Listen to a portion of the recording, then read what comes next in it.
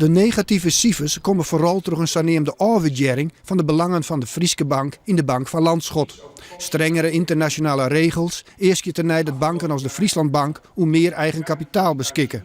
Dat krijgt de bank nou door aan 9,5 miljoen van Landschot-ondelen te verkeerpje en weer in het eigen bedrijf te investeren. Frieslandbank is een van de best gekapitaliseerde banken in Nederland. Het punt bij Frieslandbank is alleen dat een belangrijk deel van dat kapitaal vast zit in het belang van Landschot. En daar willen wij nou juist correct rond te creëren. Al met al lieket de Frieslandbank de financiële crisis goed terugstien te hebben. Met een eigen vermogen van 842 miljoen euro is de financiële basis nevens de directie goed en kan de bank zelfstandig verder. Eventuele fusieplannen binnen definitief van tafel. Ik het verlet om een grote nationale bank te worden. Wolst in uitbreidingsplan naar de provincies op stapel.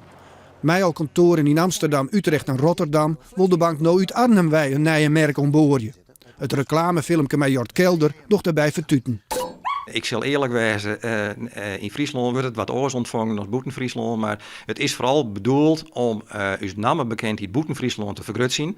En zodat jou begrijpen, wij willen vooral zien laten dat het snelle randstedelijke gebeuren, dat wij daar rustig onder blijven en nuchter onder blijven. En wij blijven de bank die we altijd wel west hebben. En dat spreekt heel erg aan een hele grote categorie mensen, ik Boeten Friesland. De Frieslandbank zocht geen noodzaak om nog verder te bezuinigen op personeelskosten. Ook de bestaande regiokantoren in Friesland zullen zo volle mogelijk open blijven kunnen. Voor 2011 verwacht de bank een sterker stel van de netto winst. Wat we in de komende jaren nog behoefte aan hebben, dat is dat de economie weer wat onlukt.